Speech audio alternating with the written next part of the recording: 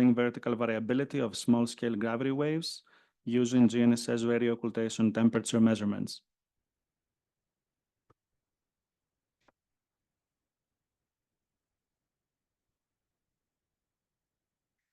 Hi everyone, I'm Yu Wang and I go by Alice. I work with Professor Payatakis at York University and also Dr. Regados from NASA JPL who's sitting right here. This is the second of the two gravity wave talks from today. And thanks very much to Paul who provided a very nice setup. So I want to share some of the research results we have for gravity waves induced by hurricanes using GNSS RO. So gravity waves are excited from or can be observed as air disturbances, and they are very essential in transporting momentum and energy from the lower atmosphere to the upper atmosphere. They also play a key role in determining the thermodynamic structure in the upper troposphere and the lower stratosphere region.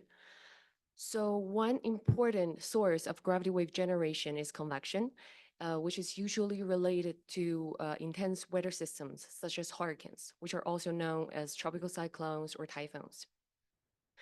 Convection can generate gravity waves through multiple ways or mechanisms.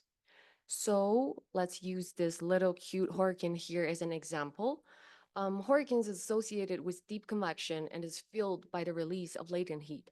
So the first generation mechanism suggests that the diabatic forcing associated with hurricane directly generates gravity waves that propagate both horizontally and vertically upward. Due to release of the latent heat, there are strong ascents of air. And when this air ascend fast enough with large momentum, they sometimes overcome their equilibrium levels and overshoot to the region above their equilibrium, which is called the overshooting convection. Um, this overshooting convection are also believed to generate gravity waves in the stable region above the equilibrium level, which is usually the lower stratosphere region above the tropopause. So after these gravity waves are generated, background wind can modify their propagation through or modify their spectral properties through their intrinsic frequency omega het, which is stated by this equation. So what this equation is actually describing can be demonstrated as follows. Let's say this hurricane generates gravity waves that propagate both vertically upward and horizontally to the east. If the background wind over this region also blow to the east, then the gravity waves will be bent more and more towards the horizon.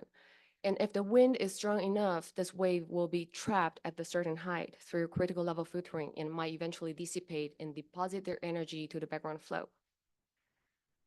So previous studies have examined the gravity wave spectra produced by hurricanes and have analyzed their energy distribution over their vertical propagations, but there are still some challenges we're facing right now.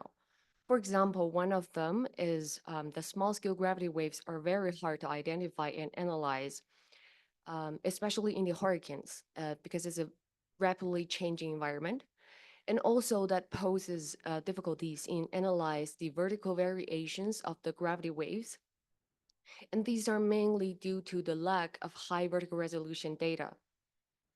Therefore, our objective, as you can imagine, is to apply the high vertical resolution GNSS RO retrievals in order to characterize the spectral properties of gravity waves induced by the hurricanes. And we also want to build this link between the gravity wave generation theories and the observations in order to explain some driving mechanisms or the physics of the gravity wave variations that we're observing. So more about GNSS RO. Everyone is an expert here, so I won't go into too much of the details. But in short, the vertical profiles of temperature and pressure are retrieved based on the signal bending angle, which is caused by the Earth atmosphere refractivity gradient.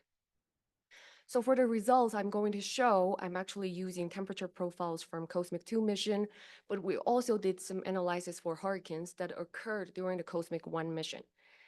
So temperature retrievals from COSMIC missions have very high retrieval accuracy, and they have very high vertical resolution that is smaller than 0.1 kilometer vertical spacing.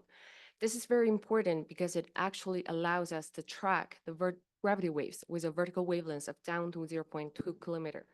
So as Paul just pointed out, it's pretty tricky to get KL, the horizontal wave numbers of gravity waves using RO profiles. So we're actually focusing on the vertical propagation of waves to maximize the RO's advantages.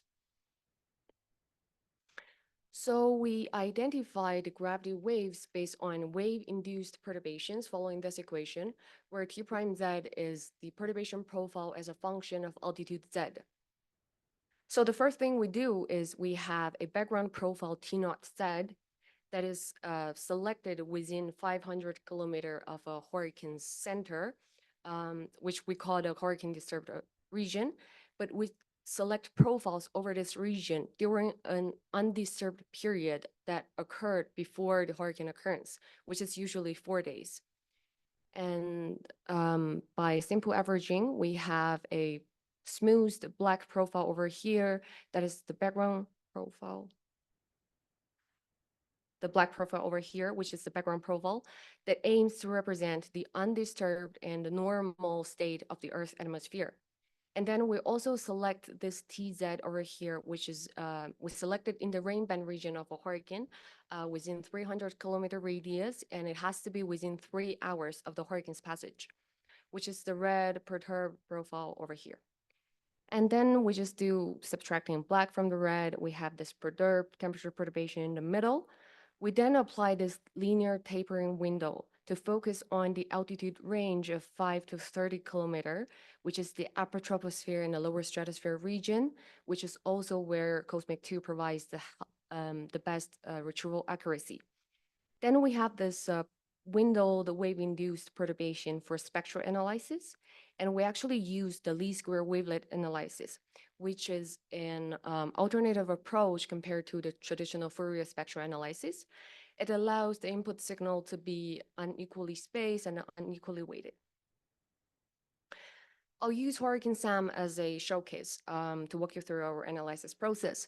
So Sam occurred in 2021 and is a Category 4 hurricane over the Atlantic region.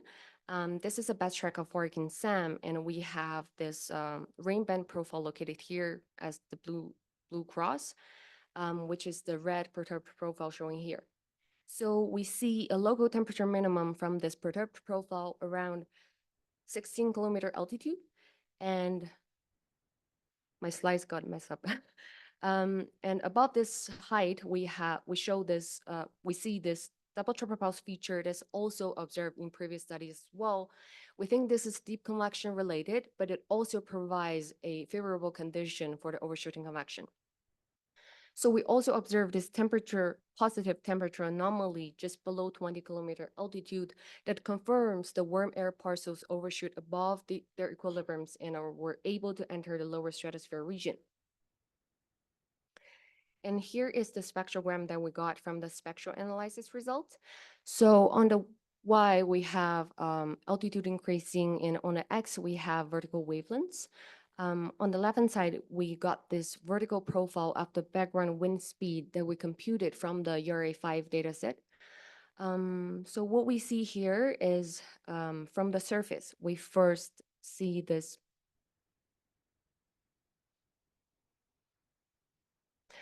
long wavelength wave with a vertical wavelength around 11 to 12 kilometer generated from the surface, which we call the primary wave that propagated very fast in the vertical.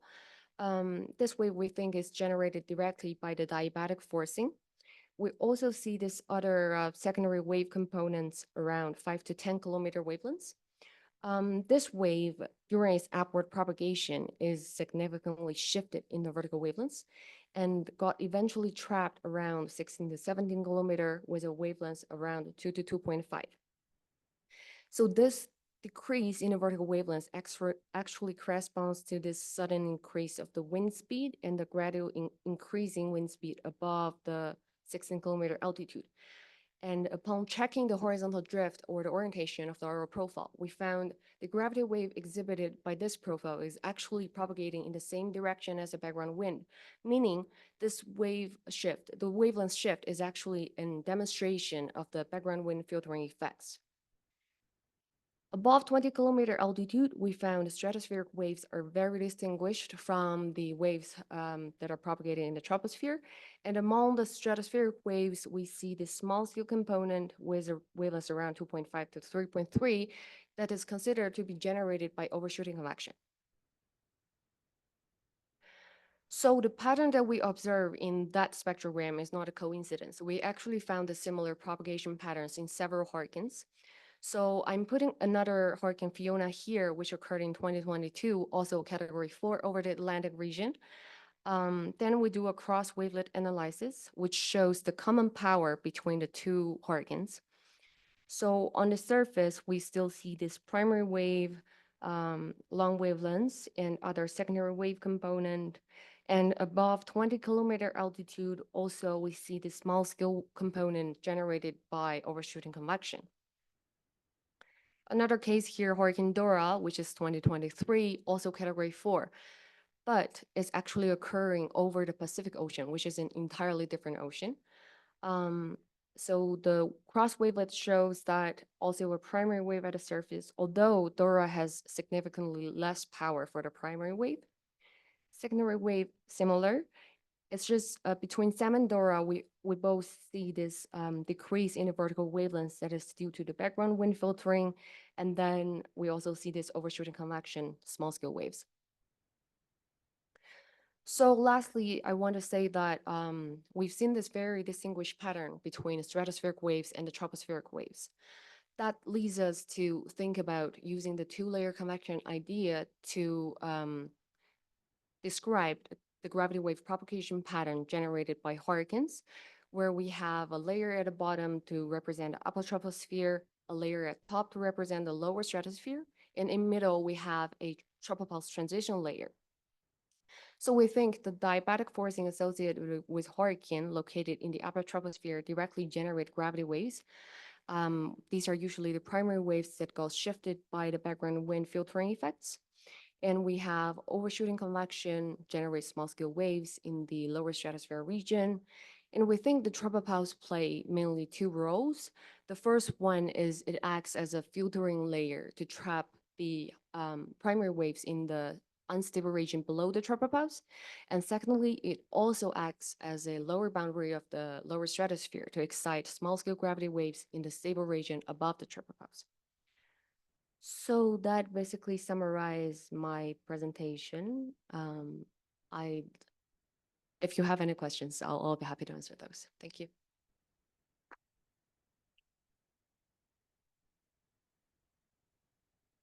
Thank you, Alice. That was a very good presentation. And we have time for one quick question. Thanks, that was great. There's another mechanism that's very popular at the National Center for Atmospheric Research, which is that if you have convection, which kind of bulges the tropopause, then the flow in the lower stratosphere will go over it. The obstacle effect? Moving mountain. Yeah. Is there a way that you could look for moving mountain generated waves with the signature and the kinds of things you're looking at? Yes, I actually have those results here. So because for RO we can only look at the vertical propagation, but for the obstacle effect it's actually more like a horizontal propagation thing. So we actually found those from the ERA5, but because this is an RO concentrated conference, so I didn't show those. But it's very obvious in 25-kilometer height, which is lower stratosphere region. So based on hourly variation of the ERA5, we can actually see that there's fringes or ring bands of waves that propagate in the opposite direction as a background wind, which is being tested. So we think that is actually due to the obstacle effect. And also, as it evolves, it may comes up as a concentric ring structure, as commonly reported for the lower stratosphere region for gravity wave studies. Yeah. Thank you, Alice. I would like to invite the next speaker, Uli, who is going to talk about humidity profiles from GNSS radio occultations for observing atmospheric rivers and the influence of background